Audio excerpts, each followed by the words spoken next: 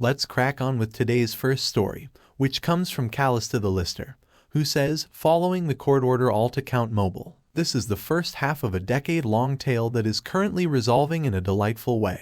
But before that, a disclaimer. Let's be clear, we're sharing this tale not for a dramatic plot twist, but as a what not to do guide. So buckle up. You critically dodge the shady characters and aim for a life that's more pizza, less heartburn. Remember, choose your faith wisely. Over a decade ago, I came home to find I was being moved out by my wife. Weren't in a great place, but I was blindsided. I was also served with a protection order that stated I could not come home without prior written permission. I had to go through my wife to see the kids, etc., and it was in effect for 90 days. I was devastated. A relative connected me with a bulldog of a lawyer. This lady was brilliant and no nonsense. She filed a rebuttal to the protection order and told me these things take time and we were unlikely to see a judge before the 90 days were up. She was very clear that I must follow the court order to the letter. If there was any evidence otherwise, I'd be in an uphill battle. If when my wife renewed it, it only took one day before my now ex needed me to take the kids. I crashed at a friend's house, so I had no place to take them, so we agreed I'd watch them at home. I waited a few blocks away while waiting for an email. Ex called me and I reminded her of the details of the order that I wouldn't come until I had permission.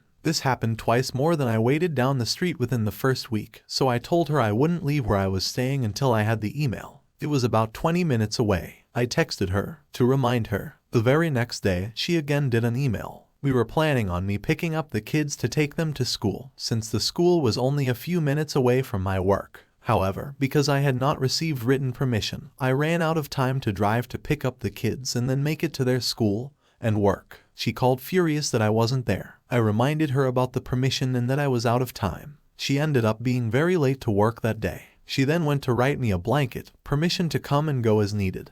But my lawyer advised against it. Although the culmination of this was a few weeks later when she again forgot to send permission. A boyfriend was staying over but didn't have his car with him. They both had to get to work, and that was the day I learned that he was her direct supervisor. Ex had to call a friend from work to pick up the kids and take them to school, and the friend found out. Of course, he got out at their work. Within a week of that, the boyfriend was fired over the relationship. My ex was suspended. By this time I had my own place, so the kids ended up staying with me most days. I later learned that the protection order was the boyfriend's idea. Ex was quite mad about it as it turned into evidence that I wasn't a threat to her or the family. The judge was quite harsh with her over it. When we settled for support and parenting time, she called it intentional and harmful parental alienation. And this is a two-part story that I said at the very start. It starts in malicious compliance and then was posted in pro-revenge. So you can maybe see where this is going to go with that. And I don't think there was much OP could have really done about this apart from what they did and,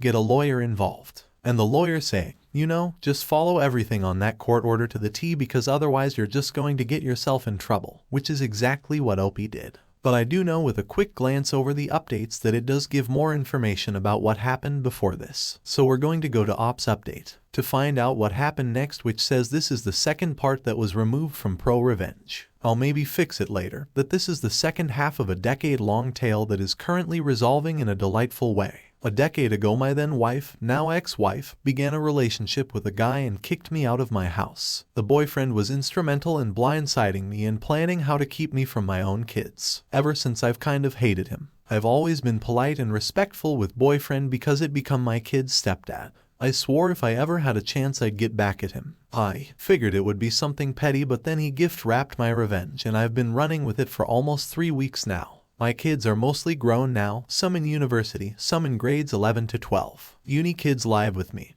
but the high school still go back and forth with their mom. I'm also remarried now. My wife and I each have our own vehicles, but my wife owns and insures a minivan for when we're all going somewhere together. The kids are free to use it too, as only one has a car. We only have one set of keys, so I put an AirTag on it. It's a little transponder that tracks its location. I put it on there in case the keys were lost. About 3 weeks ago, one of my older kids took the van out for the night but ended up staying at his mom's on the couch. Around 7 a.m. the next day, another kid asked to use the van. I pinged the AirTag only to find out it was hours away, an industrial section of another town. I was quite concerned why my kid was out there. I called him up and he was at his mom's where he said he'd be. He had no idea the van was missing. I called the police and gave them the location of the van. Within 20 minutes they had stopped the van and the driver said he had permission to use it. Lo and behold, it was my ex-wife's boyfriend. The police weren't very interested in detaining him, as it would be easier for him just to drive the van back to our town and we could sort it out here. However, it wasn't my van, nor was he listed on the insurance to drive it. I asked that it be impounded in Canada. We can't press charges, but I was adamant that this was theft, and I wasn't going to let it go. Since the guy was out of town with no ride, the police did end up detaining him.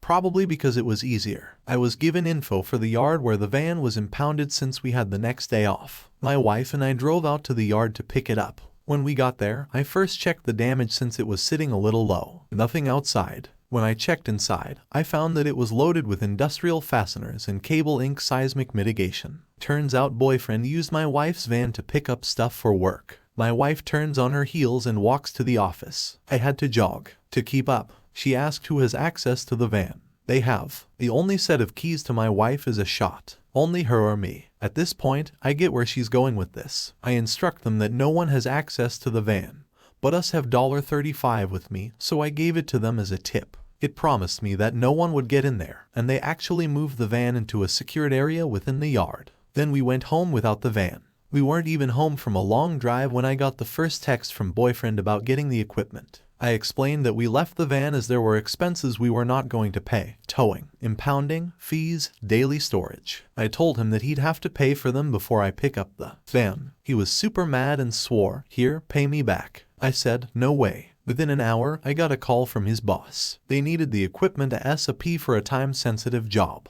I explained that it was impounded and I won't have time to get it until next week. Now, that has to be paid in advance. Boss swears up and down at me. I calmly explain that I didn't steal a vehicle to transport his stuff. Boss was having none of that. So I said I won't tolerate that abuse and hung up, and I blocked him and his company on every platform. Unreachable on.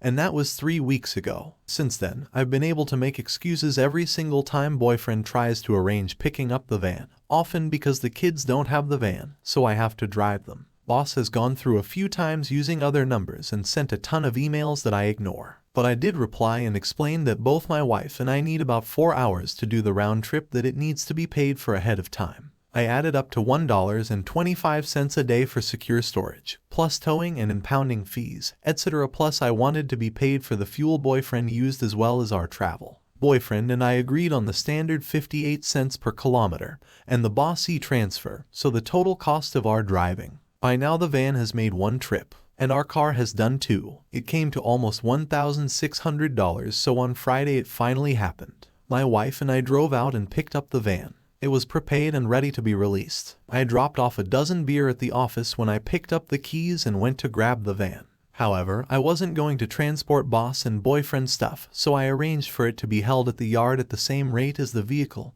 and loaded it, and left right before it closed for the weekend. I got a call from boyfriend asking when he can come by with a work truck to get the stuff. I told him it's still at the impound, almost 2 hours away, and the office opens Monday at 9. It was only silence on the other end, so I hung up after about 10 seconds. Through this, I've been getting vague updates from my ex, who I've got a good relationship with now. She was livid with boyfriend and was clear with me that any and all consequences were squarely on him. He's kept his job, but is missing the next pay increase, and he's not getting this year-end bonus. Ex said they're way too short-staffed to let him go, but he's in the doghouse at home and at work. No word on criminal charges for taking the van, but Crown handles that, and I'm not suing in civil court. When I actually took out the stuff and left it in the impound under the same charges as well. I wasn't expecting that at the end, I got to be honest. But what do you guys make of this situation? Let me know your thoughts down in the comments below. Let's move on to another story. And this story comes from Similar Light, who says, "My husband wanted to sleep with other people. Now he's upset about me doing it. My husband basically begged for a year, maybe longer, to sleep with other people. He knew I didn't want it. I told him no, over and over and over. I was crying so many times after he would ask. I told him I was depressed about it. I didn't want it. Why does he want other people? He said it's nothing about me. He just wants to see what it's like with other people. I look good, but he isn't doing it because of looks. Basically, just wanted to try anyone else. After he wouldn't stop, I said fine. I told him I didn't want to do it, but he would not quit asking. So fine, just go for it. He did some stuff with a person, but not full-blown sex. That is all done. He told me when he was begging the whole time that I can do it too, and I can go and have fun and go away for the night. Well, I wasn't that interested. But I started talking to someone and the conversation just went that way. I haven't felt wanted like this in forever. Keep in mind, he told me a week ago I can go find someone and just tell him where I'm going. So I told him last week I'm talking to someone. Then the other night said, okay, I'm going to do it. Well, then he comes to me the next day and says he was so sad about it and he couldn't sleep all night and he's scared I'm going to leave him. I told him honestly, I'm pretty pissed because I felt like that for a year, and he knew I didn't want to do it, but he kept begging. So he's getting what he wanted. So now he's saying he regrets it. They feels bad for doing that to me. I told him, oh well, he did it and it's bullshit. To change it when it's benefiting me. I honestly might divorce if he tells me I can't because he put me through so much shit. I do not want to be a single mom. But I'm pretty mad about this. I gave him what he wanted after all of that torment and heartache, and now he is pulling this. He said he hasn't changed his mind. But if he does, then I'm done. He wanted this. He got it. He didn't care about how much it hurt me. Opie then edits the post and says I wanted to add more info about being a single mom. I've been a stay-at-home mom a long time. I have absolutely no family or help and thereby I'm alone. Half of me feels it isn't fair that I should have to go struggle alone because of his choice to do this. He will be fine. He makes great money. I'm the one being punished. I feel like maybe at this point I might have to, but it just adds to the hurt. I'm going to have to struggle so much for something I never asked for. I didn't sign up for this. I signed up for a family. I didn't finish school, and I will not find a good paying job. I have no idea how to afford this, and it makes me sad I won't be able to be there as much for my daughter anymore if I do this. I know parents do it all the time, but I like the life I had before this happened. It just doesn't feel fair. Biggest that her mom worked for us because he works a ton constantly and goes out of town for work trips, and we didn't have to worry about 2 work schedules. I just got to be a mom and focus on my family. Now we sit in situations like this a few times on this channel now, and I never understand what's going through people's mind when your partner says no they don't want this and you try to convince them otherwise. I gotta be honest, I just can't see a particularly good outcome from this. And by good I mean like the relationship stand together. I just can't see it happening. That's who am I. Restart says yeah, I've seen this too often, but the guy starts not being attracted to his wife physically due to pregnancy or aging or what have you. Pushes for an open relationship hard, and the wife eventually case because she loves him and wants to stay married to him, and he tries to find someone to have sex with. Finds not many women are even remotely interested. Whereas his wife that he stupidly thought they were wanted had a line at the door she could choose from. All of a sudden, he then magically has decided he wants to close the relationship again. Pathetic embarrassed bit says, many men, especially married, overthink their hotness. They didn't realize that being open means your wife easily being wanted and able to bang many guys while he's struggling to find anything. Once they wake up and realize, it ain't great as I thought and my wife can get it anytime. Many of them want to shut it down. Women have sex when they want. Men have sex when they can. You have a right to be pissed. Your feelings are valid. Good luck in whatever you choose. Molotov says being a single mom may seem bad, but imagine raising a kid with this man who thinks this way. He was willing to hurt you for his own selfish needs. Now he will treat the kid much better. He only thinks about how something will affect him. He didn't care how it affected you or your kid. Mission Practice says my husband did this to me a few months ago. Said he wanted to open our marriage. I didn't want to. He broke my heart. I got a date before he did. He begged me not to go and then we decided to work on things. Things were great for a few weeks and now they're back to being the same way. Be what makes you happy, selfish. And don't think of us far too often. Your husband I'm sure wouldn't worry about making you a single mom if he found someone else, so don't worry about hurting him after a year of torment. You deserve happiness. And one more comment from NYC who says yeah, your husband is kind of an idiot. His exact situation happened to a pair of close friends of mine. Husband saw a single male friend of his making out with 2 single female friends at a party, each of whom he was attracted to, and thought, wow, I'd give my left arm to be with either one of those, let alone both. Now his wife was very attractive and he didn't want a divorce. He just wanted to get some on the side with her permission. So he approached her with this and initially she shut him down. Eventually he wore her down and she said they could try it. He didn't want to be seen as the bad guy cheating on his wife, and back then the "my wife and I have an arrangement" was such a trope because it was almost never true, so he wanted her to go first. But she was uncomfortable approaching someone like that, especially since marital infidel. It even with your spouse's approval went completely against their upbringing.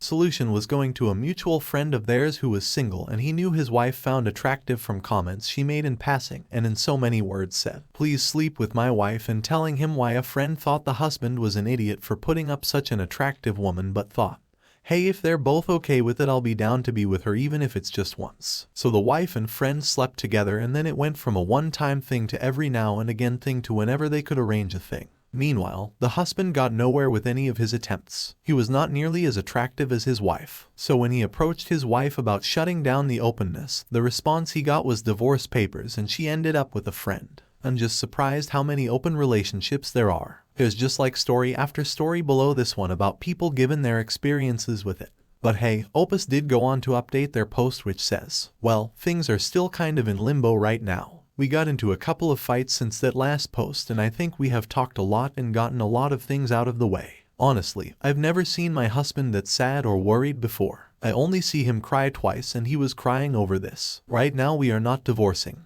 Not sure if I'm even interested in the other guy anymore. We haven't been talking much because of his end, not mine. During the first fight we had, I told my husband, I don't care what he says, I'm doing it either way since he wanted it. I told him he's just mad, he hasn't found anyone. He said maybe that's true, but he's not sure. So, then he was depressed a few days because I said, I'm going to do whatever I want to do. But now that I'm losing interest in the other guy, we might just close it off on both ends and go to therapy. It also might keep it open though. The other thing, I think my husband has a porn addiction the last year. At times, he'd rather have that than me. I told him I think he has one since this happened. He told me he thinks I was right, and he stopped watching it. Honestly, I think he does feel bad, and he does want to try. He knows I'm mad that he put me through all of that. But he says he didn't realize it made me so depressed. I'll show how he didn't notice, but whatever. I just want to say besides this issue, he's a really good husband and dad. He isn't a bad person, and I do want to try to work through this. It's not like I have anything else going on anyways. If I'm ever single again, I'm staying that way. I've been divorced before, but had no kids together. My ex was horrible and controlling. You'd pin me against the wall floor if I was upset his behavior and told me that I wasn't allowed to move until I stopped crying.